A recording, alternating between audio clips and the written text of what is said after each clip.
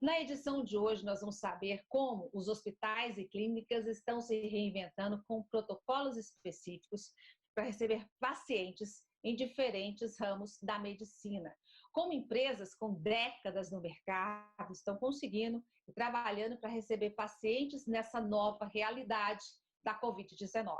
Para isso, nós convidamos um empresário, médico, de uma empresa que tem aí 4 décadas no mercado e vai conversar conosco sobre especificamente a oftalmologia. Nós convidamos o oftalmologista César Vilar, que é cirurgião de catarata e faz também cirurgia refrativa. Doutor César, prazer conversar conosco. Prazer é meu, Virgínia. Muito obrigado pelo convite. Na nossa live de hoje, doutor César, nós queremos falar justamente que o senhor tem uma empresa, né, um hospital de olhos que tem aí 4 décadas no mercado, caminha para quase meio século daqui a pouco, né? Isso em uma época que nós estamos vendo aí as clínicas e hospitais passando por enormes desafios para atender um público em uma situação de pandemia. E pela frente temos aí uma situação que deve ficar ainda bem mais complicada, quando os negócios começarem a tratar de um assunto que é a reabertura da economia, né? Porque é um hospital privado que atende aí um polo de saúde extremamente ativo, com pacientes de diferentes regiões do país, né? No estado do Piauí, um fluxo, né, de pacientes enorme, e aí para se atender esse público todo com um protocolo muito exigente, nós sabemos que é uma maestria enorme.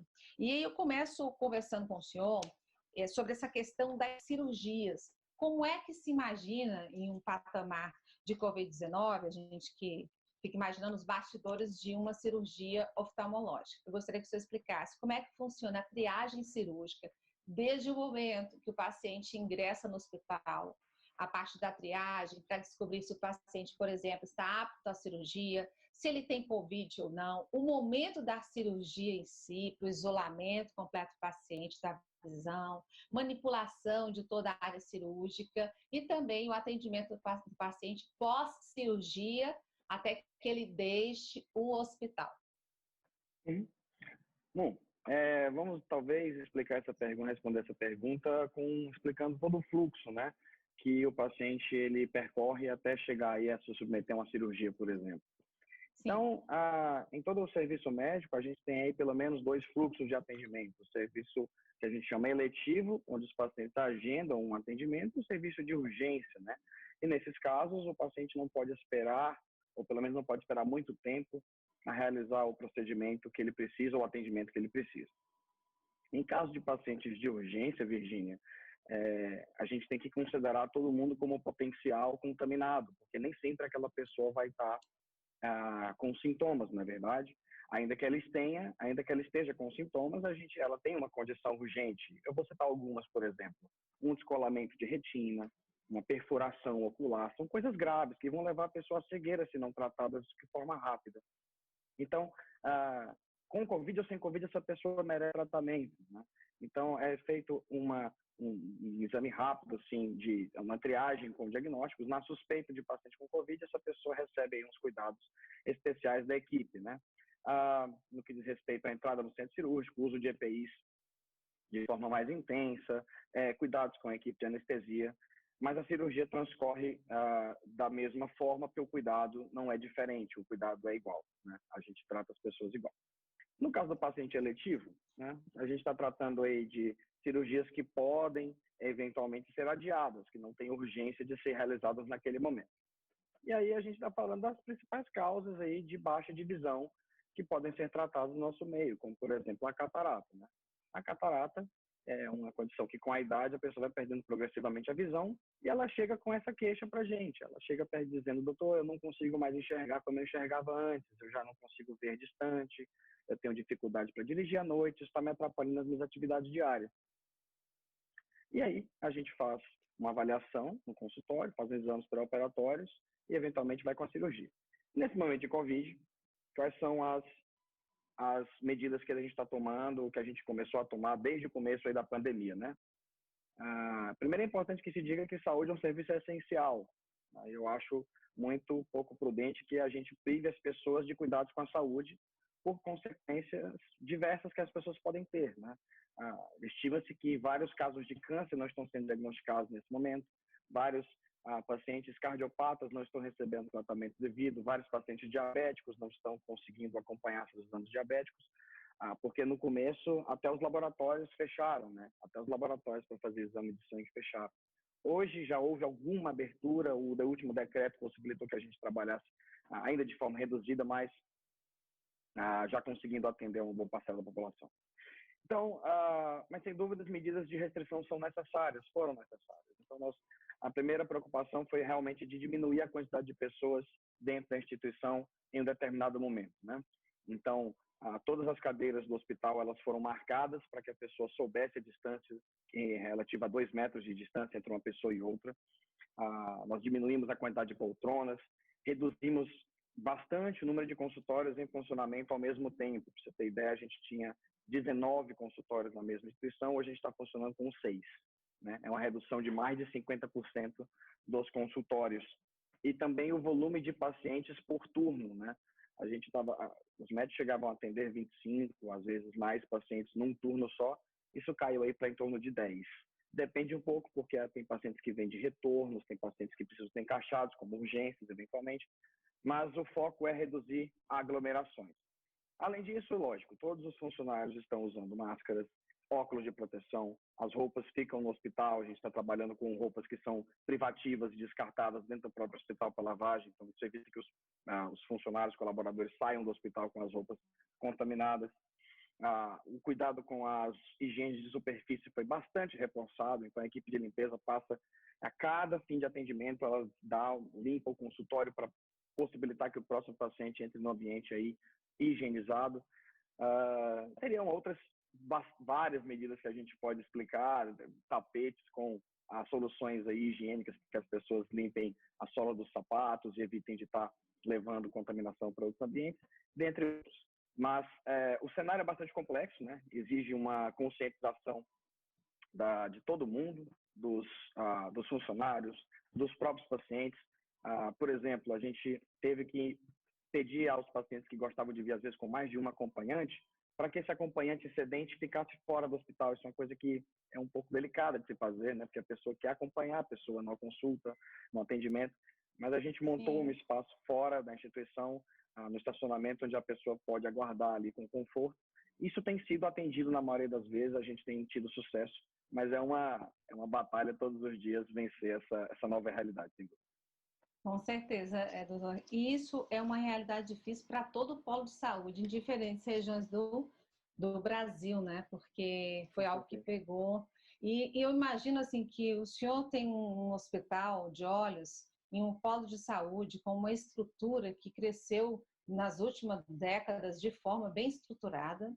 O senhor tem um hospital que tem uma estrutura privilegiada, investiu em tecnologia, e clínicas menores com certeza vão sofrer muito e vão ter uma situação um pouco mais angustiante, por exemplo, no seu caixa, para ter que investir muito, por exemplo, em EPIs, em segurança para clientes, em segurança para pacientes e para o seu corpo clínico, né?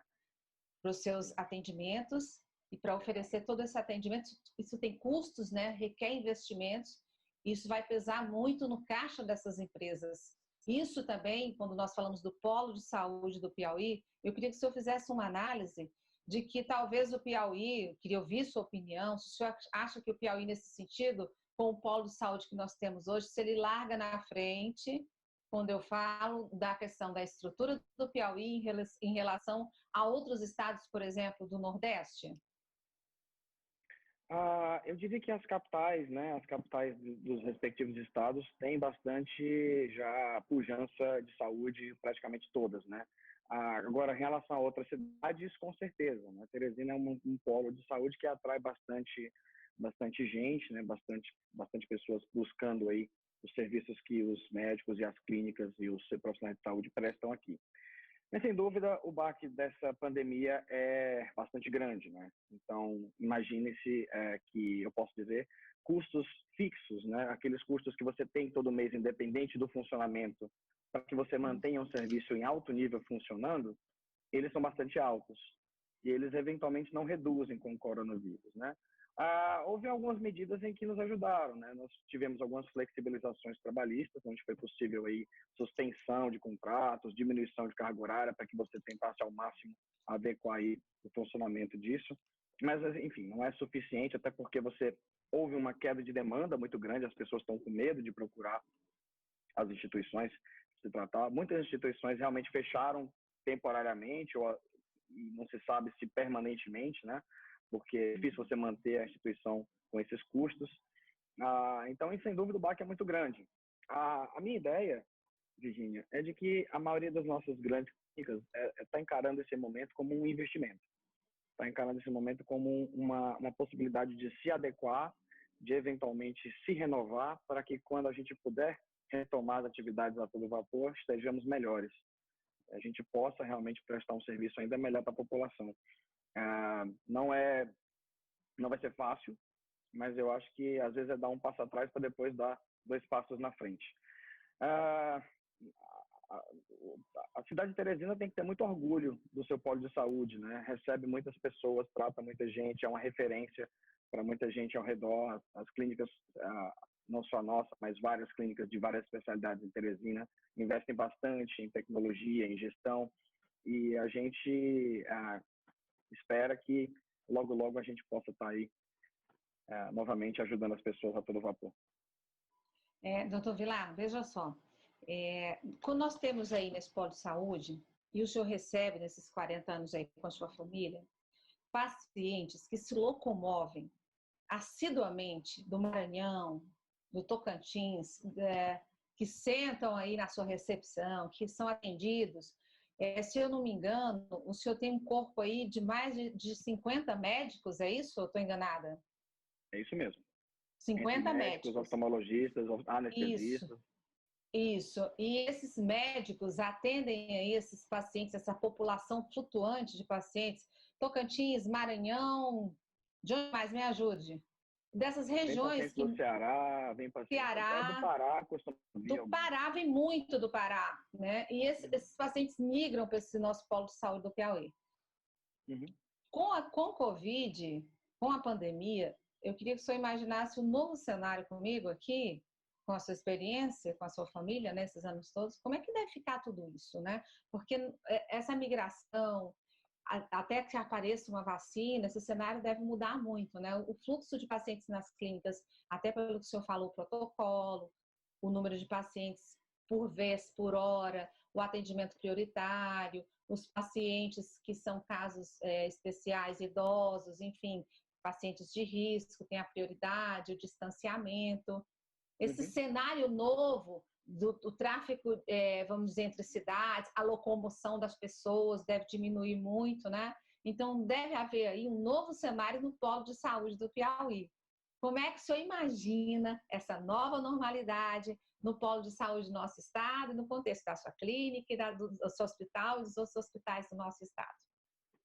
Eu, sem dúvida, espero um período de retração, né? Um período de recuperação, como em toda a economia, que deve durar pelo menos um semestre ou o ano, talvez, de 2021 aí, praticamente todo aí em recuperação, né? Não há expectativa de uma vacina tão cedo e muito menos de uma vacinação em massa, né? Essa que é a realidade mesmo. Ainda que se desenvolvam vacinas, elas ainda não estão disponíveis amplamente para a população. Mas saúde é uma coisa que nem sempre pode esperar, Virginia, né? Então, uma coisa que é necessário entender é que as pessoas têm suas necessidades de saúde, né? E muitas vezes, quando a pessoa sente na pele, é que ela busca o serviço. Então, eu não sei, eu prefiro não comentar sobre as decisões do poder público de evitar o trânsito entre as cidades, entre os estados, até porque eu acho que existe uma complexidade que eu não sou capaz de comentar totalmente. Mas do ponto de vista médico, eu acho que as pessoas vão continuar querendo vir ou procurando vir, sim. Porque só quem está perdendo a visão, só quem está com, às vezes, um tumor que não tem tratamento na sua cidade, e a gente sabe que oncologia é um dos grandes gaps, né, da saúde brasileira, você só vai encontrar nos grandes centros, e câncer é uma das doenças que mais mata no Brasil, sim, e isso às vezes é negligenciado pelas pessoas. Não só as doenças do coração, como as doenças do pulmão, as doenças do estômago, enfim. todas as doenças que as pessoas têm necessidade de buscar tratamento, elas eventualmente vão, ou elas vão acabar padecendo em casa sem esse tratamento. Então, a saúde costuma ser um dos segmentos, nas crises históricas, que tem uma das retomadas mais rápidas, porque é uma demanda essencial, né? Então, é uma das coisas que as pessoas buscam primeiro. Lógico, como alimentação, vestuário, são necessidades básicas das pessoas. Então, eu vejo com um certo otimismo, né, que a retomada pode acontecer mais rápido do que em outros setores, mas, sem dúvida, haverá um baque que as clínicas, os hospitais vão ter que se reinventar, vão ter que se acostumar com um novo cenário, talvez de redução das atividades, talvez de um cenário onde alguns procedimentos sejam menos feitos em relação a outros, mas eu creio que saúde é uma coisa que vai perdurar, com certeza.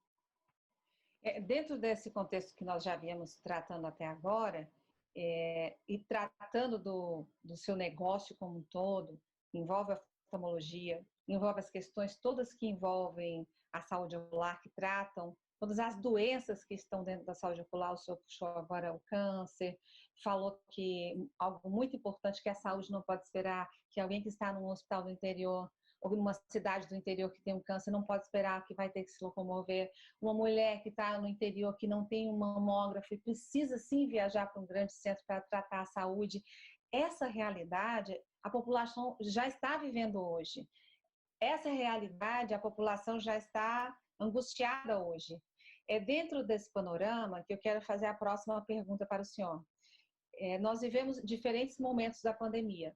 Dentre eles, o momento do impacto inicial, em que não se sabe o que fazer. O segundo, do isolamento, de se descobrir o que era essa doença, o que estava acontecendo, o que era esse vírus. Ainda existem muitas interrogações inúmeras, ainda não existe uma cura, mas já se sabe algumas, já temos algumas respostas sobre Covid-19. Mas gostaria de saber do senhor, como médico, se o senhor é a favor, neste momento atual, diante das respostas que já obtivemos, diante das interrogações que temos, diante do fato de que o senhor é um médico, mas também é um empresário, de que existe aí algo chamado saúde, de que existe aí algo chamado economia, se o senhor é a favor, neste momento, do retorno das atividades de forma responsável, da economia ou não?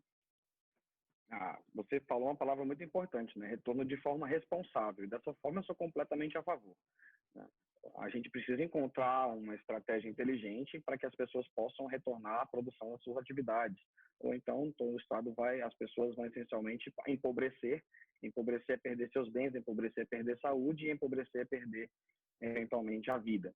Então, a gente precisa também cuidar dessa parte, sem dúvida. Eu acho que os gestores têm consciência disso e eles veem um cenário da forma mais complexa, né? Existe toda uma complexidade grande envolvendo a saúde pública, o sistema sanitário, a questão dos centros em que há transporte mais um do que o outro, toda a logística que envolve, enfim, essa situação.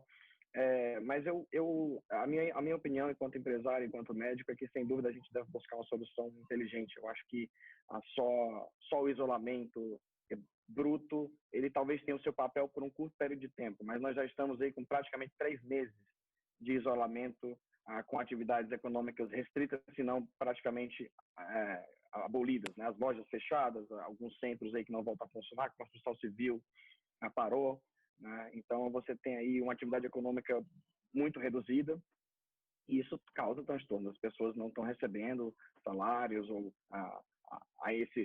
houve esse auxílio do governo federal dos informais, mas isso é uma coisa que não resolve o problema, ameniza, e por um curto espaço de tempo, talvez não resolve para sempre. Então, ainda nós não temos um prazo. Essa que é a grande questão. Não existe um prazo para que a situação mude, né? No começo eu falava em pico. Aí esse pico foi se postergando, né? Nunca chega nesse pico dessa doença, né? E talvez esse pico nunca chegue. Talvez a gente tenha sempre que se acostumar com essa nova situação e aprender a viver com ela. Não acho que é factível que a gente acredite que não vai haver nunca mais economia, né? Que as coisas não vão acontecer por mágica, a gente tem que fazer acontecer. Então, como eu estava vendo um outro empresário falando comigo essa semana, não adianta marcar o dia de abrir, ponto, dia tal vai abrir o comércio. Não vai. as pessoas não vão ter clientes, não vai haver estoque, não vai haver logística.